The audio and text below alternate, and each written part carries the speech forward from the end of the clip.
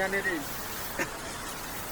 बहुत दुःखले अब रोपेको रोप्नु गोड्नु आली तास्नु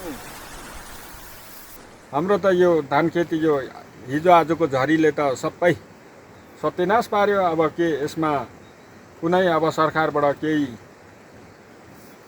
यसो पाइन्छ कि भन्ने हुँदाखेरि यहाँनिर अब लाई स्याहारिँदैछ यसो उठाउँदै। यो धान फल्छ के त अब खास के फल्थ्यो अब यो राम्रो फुलै मरेको छैन। अब के फुल त फुल्दैछ अब फल्दैन यो धान।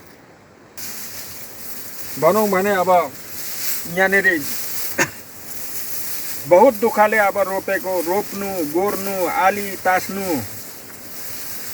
धानको बियार राख्नु यो भनौँ भने अब झनै वर्ष दिनकै कमाइ टकटुक गयो।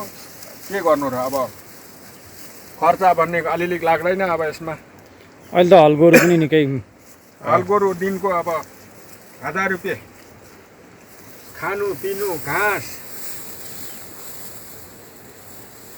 सबै गरेर अब हिसाब जोड्यो भने त यहाँ त 5-6 हाल लाग्छ हो।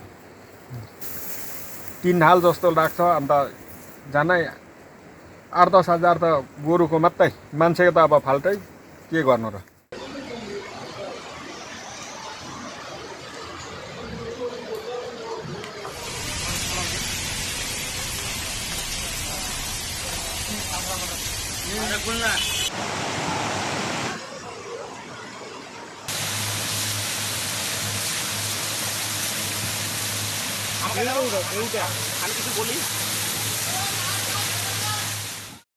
Don't forget to like, share and subscribe to EastMojo. For any queries, put them down in the comments section below and press on the bell icon for notifications.